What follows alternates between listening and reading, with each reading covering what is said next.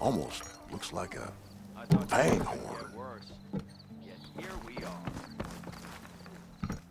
I noticed machine riders earlier. They seemed like they were racing or something. I don't know. What if we buried them in the sand? Boom traps. But then we might blow up everyone, not just the machines. What are you two working on? Red! We're making boom plans. We struck a deal with Abaddon when we got back. Turns out this place is gonna need some security for all those machines out there. And when he heard how Boomer's invention helped you take down the Vanishing Dread, we convinced him we were right for the job. Now we just gotta figure out how we're gonna keep the machines away without blowing everyone sky high. Not everyone. The flying ones are already in the sky. Sounds like you both have a lot of work ahead of you. And a place to call home. Home of the Boomworks. Yeah, we're gonna have to work on that name.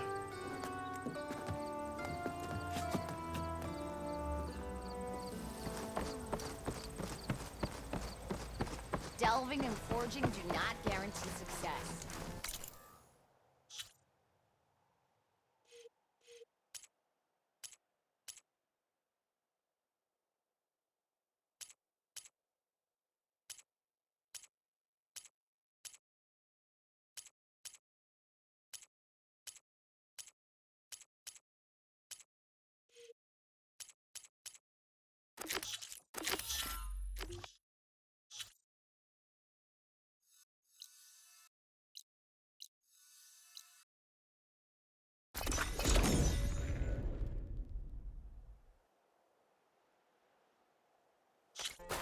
Moreland built some kind of balloon contraption and survived. You saw to those renegades It tonight? might look peaceful, but they hide all kinds of things. Everything okay there, Porgif? Ah, my steel flame friend, behold. Oh, your lockbox. The one I found in the tunnel. Just the one. It was bequeathed to me when my dear ma passed. Never could get the damn thing open, but the lock must have broken off when the rockbreaker attacked. Haven't seen its contents at long last. I want Martha to have it. My sister. She could use it more than me. Hold on. If it was given to you, why couldn't you get it open? I lost the key. You know how it is with small objects, big hands. Not that you know how it is exactly. I mean, your hands are dainty, of course. No, not dainty. Well forged. That's it. Porgif. All right, I stole the box. It was supposed to go to Martha, but I just wanted something of my ma's to remember her by. So the box rightfully belongs to your sister, and now you want to return it. What was inside that made you change your mind? Nothing. I just thought she'd want it back. She and my ma were close. Me, well, guess you could say I was always the stray spark. All right, Porgif. Sounds like you want me to give this box to your sister. Where is she? That is a good question. I know she was working in Chain Scrape last. Huh. I have a friend there. I could ask her. Ha-ha! Well forged and well connected.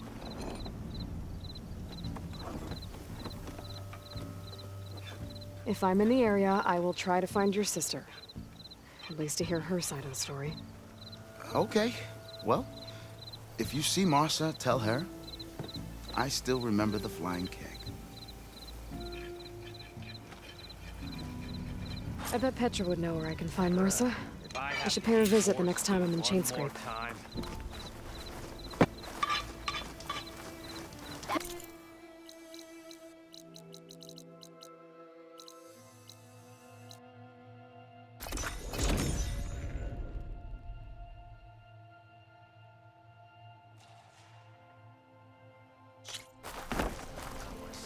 Dragged out here.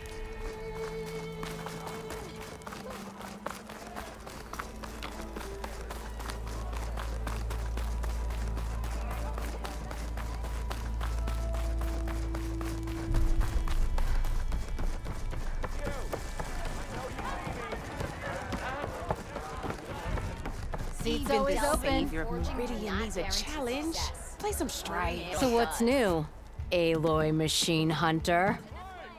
How are the refugees doing? They keep to themselves mostly, but they have food and shelter. Some even found work around town. Good thinking giving him that Stormbird heart. I'm glad it helped. I hope they can get back on their feet. I'll keep checking up on him. Then they'll be just fine.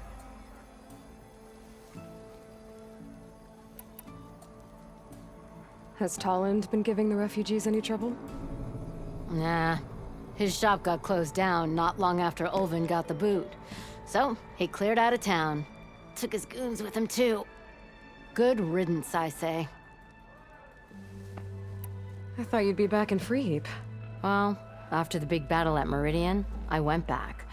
But realized it was running smooth. Didn't need me. Heard about the rebuilding out at Barren Light. Figured they could use another hammer. And thanks to your handiwork, I got my hands full getting this place into shape. I guess you found the right place. Guess I did. The concession decree Ulvin wanted, what was it exactly? And how would it have helped him? Big old pig diddle, that's what. A writ, even though they're it would have meant that stone and timber, no more risks, a claim to pour. And since Ulvin, it would have made him, not to mention, so he could have bought enough votes. He's a sly old badger, I'll give up. Hey, I'm looking for an Osram named Marsa. She might be working here in Chainscrape. Do you know her? Marsa? Yeah, of course. Tough gal. Puts her back into her work. Not like the drunken louts around here. Why are you looking for her? I met her brother out west. He asked me to return a family heirloom to her. Huh. I didn't know Marsa had a brother. Anyway, last I heard she was doing a job out by those old Karja signal towers. Northeast of here. Thanks. Ostrom family squabbles ain't pretty. Best of luck wading into that muck. Well, I have to be going. Thanks for the drink, Petra. I'm glad I stopped by. Anytime, Flamehair.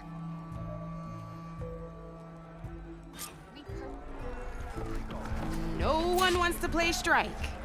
No? Anyone?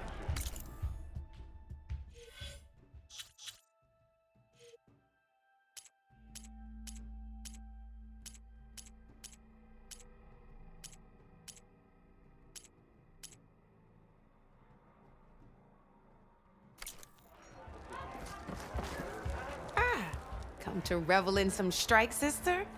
Let me set the board. I was just passing by. First timer, huh? Don't worry about it. I'll go easy on you. You got any pieces? No. Well, aren't you in luck then? I got an extra set, a Tanakh original straight out of the Forbidden West. Sit. I'll run you through it in a hot spark. I'll give you something special if you win it on my boards, too.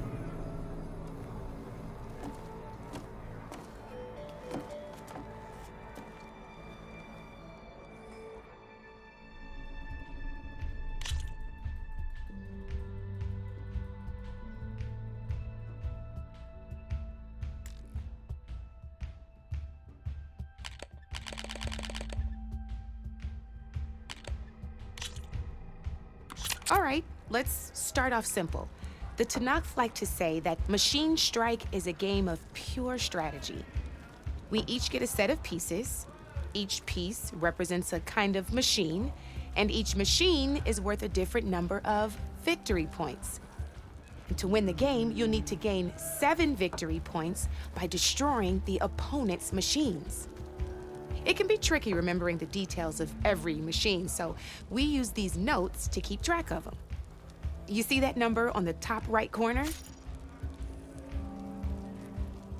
That there is how many victory points you'll get for destroying that machine. Notes also tell you how far a piece can move, how powerful their attacks are, the distance they can strike from, and of course, their health. Okay, that's enough for now. Let's just play. I'll explain the rest as we go. I own the board, so I get to choose who goes first. Since this is your first time, I'll let you go. Usually you get to choose which pieces to set on the board, but this will do for now. Pick up that machine piece to your right, and move it forward. And remember, each machine, take a look at your notes if you need a reminder. Easy enough, huh? Now, you get to move 2 machines each round, so go ahead and pick a second machine. Perfect. There's not much else to do for now, so just end your turn. We're forging onwards. Let me move my pieces here. And we're back to you. This time, why don't you try attacking one of my pieces? Try with that machine on your right first. Now move the piece close enough to attack one of my machines.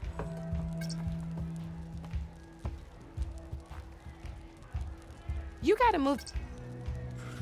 When performed, you'll be testing your machine's combat power against the opponent's. A machine's combat power is a combination of the terrain your machine is standing on and its own attack power.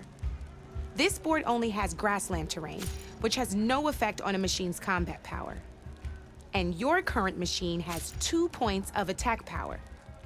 So in total, your machine's combat power equals 2 points. Since my machine isn't the one attacking, it has 0 points of attack power. And just like your machine, it's not affected by grassland terrain.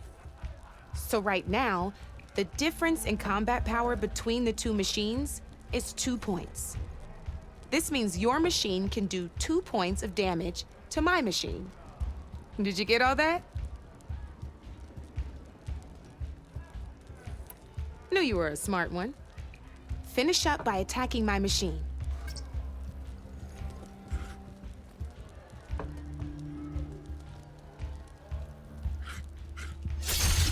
Not pulling any punches, huh? Now grab that second machine of yours. See how your machine can't move close enough to attack mine? You can make your machine sprint. That lets it move 1 space further. Try it out.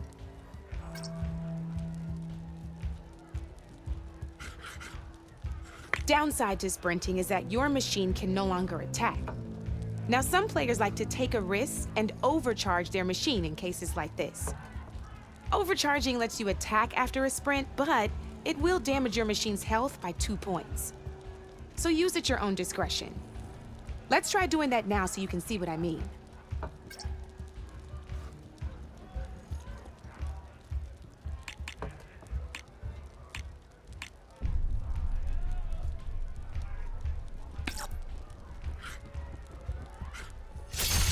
That's about it for your turn, then.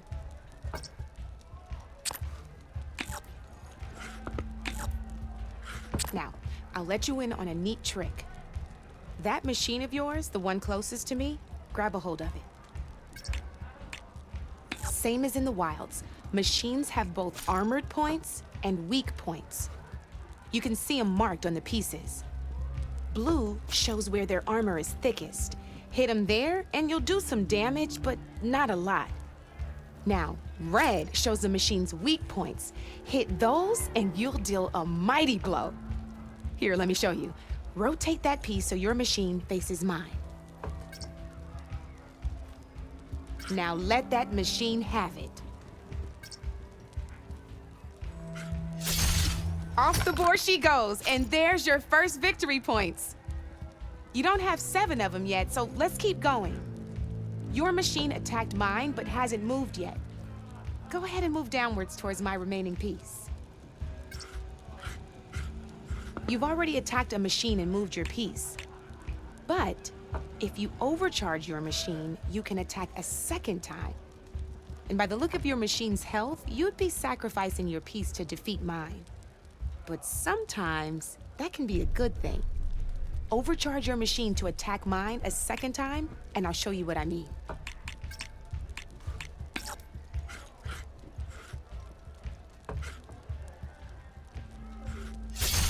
Ain't that a thrill?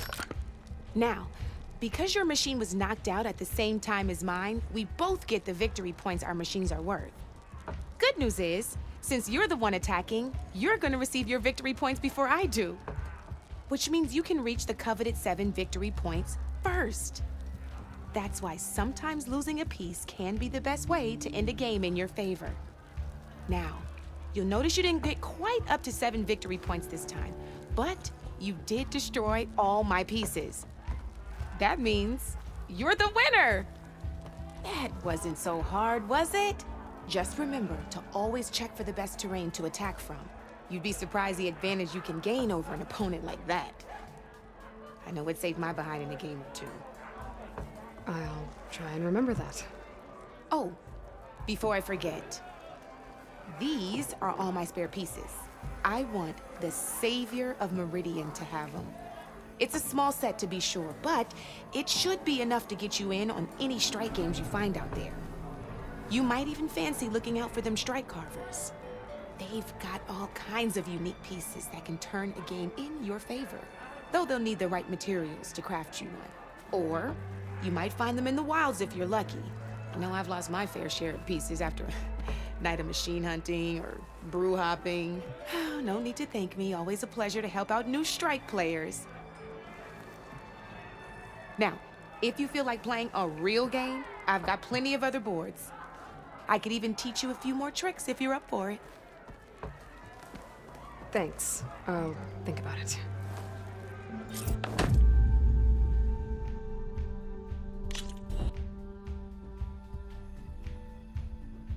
Don't be a stranger.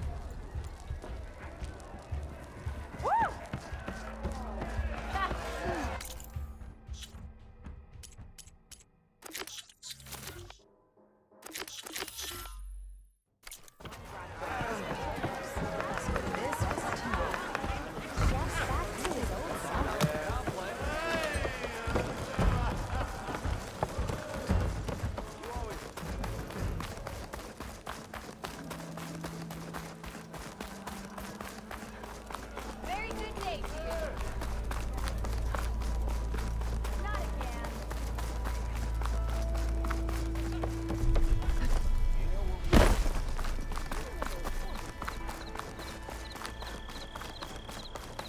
So this was a rebel camp.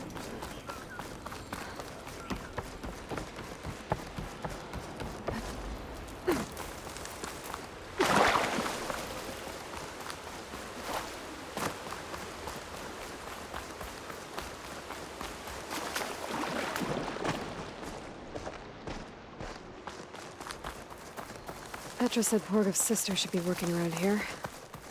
I have a feeling she won't be thrilled to hear from her brother. But at least she'll get her lockbox back.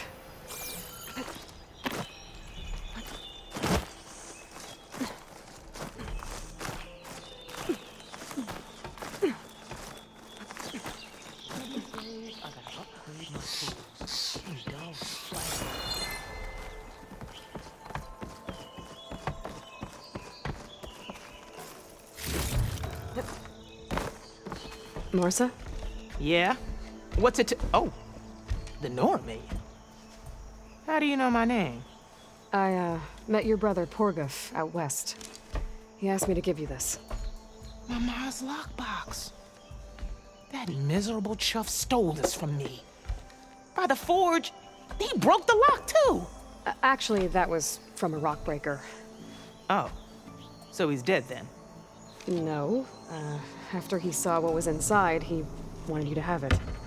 Oh, then I guess guilt finally caught up with him. Let's see here. A jewel. Surprised he didn't pocket it for himself. And a letter. It's from my mom. Her last wish was that I make amends with Porgov. That doesn't make sense. Porgov caused her, all the family, so much grief. Always running off to chase easy shards instead of helping Dad at the forge. Why would I want him back in my life? If Porgov read that letter, then maybe he wants to make amends too. He also asked me to tell you that he remembers the flying keg. That lug. When we were kids, we used to grab a metal panel and slide down this big hill. But one day, Porgov got the idea to use an old keg. He climbed inside and off he went. Only, he didn't stop at the bottom of the hill. That keg kept rolling with Porgov still inside, right off a ledge. You'd think the keg sprouted wings the way it soared. Then splash, right into the lake. Thought he drowned for sure. but he lugged himself out onto the shore and shouted, "Again!" Sounds like a good memory. Think that might be the only time I can remember us not fighting. Just lying there by the lake, laughing till it hurt to breathe. When you met my brother, did he look okay? As well as you can expect for someone out in the middle of the desert. You could see for yourself. Nah. I mean, I heard some folks are headed out that way, but I don't know. I'll think about it. Thank you for bringing me this. Here, for your troubles. Thank you. If you decide to go, you'll find your brother at a place called Camp Nowhere. Of course he'd end up nowhere.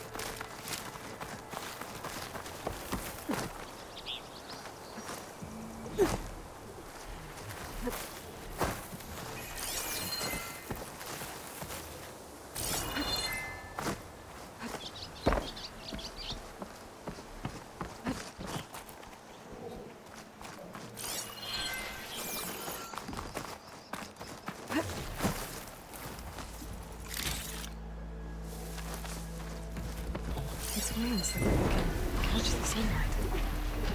Probably a fast flyer, too.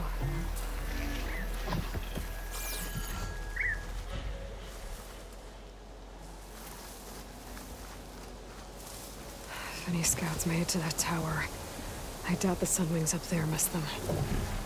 I should check the place for survivors.